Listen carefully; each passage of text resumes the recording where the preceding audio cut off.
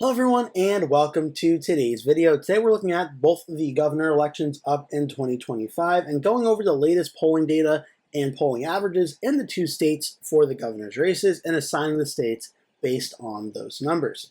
So without any further ado, let's get into the first state, which is going to be the state of Virginia. Virginia, this is going to be an open governor's race as Glenn Youngkin is term limited and cannot seek a second consecutive term, and we've known who the two candidates are going to be for a pretty long while now. Lieutenant Governor of the state of Virginia, Winsome Sears, is running to continue the work that Youngkin has done, and she'll be facing off against former Democratic representative from the 7th District, Abigail Spanberger. And as the initial part showed here, this race is looking to be likely for the Democrats to win. Most of the predictions currently show it as likely Democratic. Some even have it as safe Democratic. And the polling is showing a pretty similar trend here. Right now, the most recent poll from Christopher Newport University shows a 12-point lead for Spanberger over Sears, with still 8% of voters undecided. The most recent polling averages, Real Clear Politics has Spanberger leading by 7.1%, 48.8 to 41.7, with 9.5% saying they're voting for other or currently undecided. Decision Desk HQ has Spanberger at 50.5, Sears at 41, which is a 9.4% lead for Spanberger. And Race to the White House has Spanberger up 50.4, Sears at 40.8, 8.8% other or undecided, with 9.6% leading. On average of all the polling averages, Spanberger has 49.9%, Sears 41.2, 9 points for other undecided, about an 8.7% lead for Abigail Spanberger. Now these numbers right around with the ratings of 1 or under being tilt, 1 to 5 being lean, 5 to 15 being likely, 15 plus being safe, would put the state, or Commonwealth, of Virginia into the likely Democratic category for Abigail Spanberger versus Winsome Sears at this current point in time. And this is really not too much surprising when you look at the recent trends of this race in the polling data, really going back into the spring and even into the early winter. It showed that Abigail Spanberger started out with a likely Democratic lead over Winsome Sears, and for the most part, it is not really narrowed up much at all. And now as we close into the final month or so of campaigning in October, it looks like Spanberger is going to win by a likely margin over Winsome Sears. Now we can look at the state of New Jersey, where Democratic governor of the state of New Jersey, Phil Murphy, is term limited and cannot seek a third consecutive term. Now, both of these races were an open primary, and they were relatively competitive depending on the margins, though. The Democratic primary was the more competitive of the two, where U.S. Representative Mikey Sherrill from the New Jersey's 11th District ended up winning the Democratic primary against several Democrats like Ross Baraka, Stephen Fulop, Josh Gottheimer, Sean Spiller, and Stephen Sweeney. And after the primary, it was pretty competitive when everything was said and done. Sherrill ended up winning by about 14 points. The polling going into it showed Sherrill as the leader by around 10 to 15 points or so, and that ended up happening pretty much exactly. On the Republican side, nominee for governor in 2021 and also a candidate in 2017, the former state assemblyman Jack Ciattarelli became the Republican nominee after winning his Republican primary. His most notable challenger was Bill Spadea, the radio talk show host in New Jersey. He ended up winning the primary as well.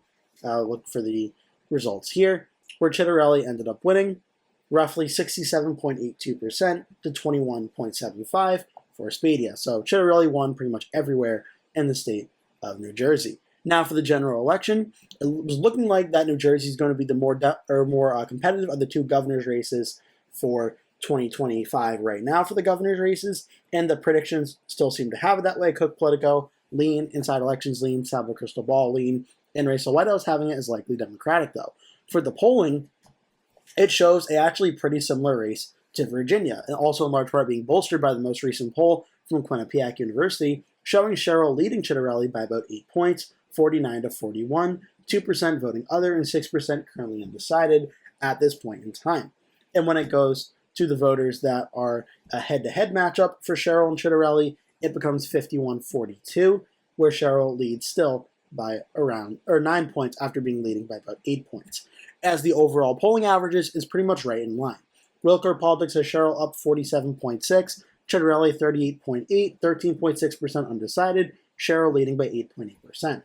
Now, the only bit of silver lining for Ciattarelli here is that Sherrill has a little bit less support than Abigail Spanberger in Virginia does. Sherrill getting around 47.6% does present a little bit of an opening for Chitterelli to potentially win this race if he can consolidate essentially almost all of that other or undecided vote that's left out there, though that is a very tall task. Decision Desk HQ, though, also has Sherrill leading by 7.1%, 47.2 to Chitterelli 40.1, with 12.7% undecided.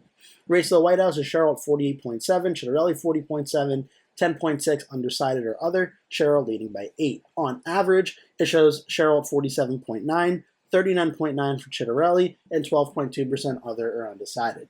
So there is enough undecided vote out there for Jack Chitterelli to take the lead from Maggie Sherrill, but given how strong she's starting out right now, and Chitterelli hovering around that late or that high 30, low 40s number, it's either one of two things that are happening. Either the polls in New Jersey are wildly off like they were in 2021, or the polls are essentially dead on, and we're going to see Maggie Sherrill win by a larger margin than expected a few months ago.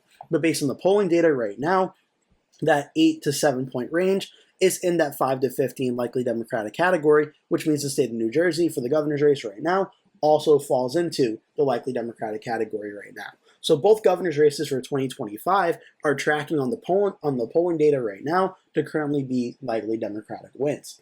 And this usually goes with the off-year election environment. Usually the states vote to the opposite of the party in the White House. For instance, when the Democrat Joe Biden was president in 2021, Virginia voted for the Republican Glenn Youngkin, and New Jersey came very close to voting for the Republican Jack Chitterelli in that race. Just to show you what that governor election ended up looking like, in 2021, Youngkin won by 1.9%, Murphy won over Chitterelli by only 3.2%. Now in 2017, President Trump gets elected in his first term, and tell me if you've seen this before, two likely Democratic wins. Northam wins over Gillespie in Virginia by about 9 points, and in New Jersey goes for Phil Murphy over the Republican Gaudiano by 14.1%. Should be worth noting this was after 4 years of Chris Christie's administration, though. So usually goes for the party opposite in power, and so far the polling is suggesting Virginia and New Jersey will carry suit and do so once again in 2025. I hope you enjoyed this video. Make sure to hit like and subscribe. If you did, leave a comment below telling me your thoughts, and leave any suggestions you have for other videos you would like to see me go over. Thank you so much for watching. I hope to see you in a future video.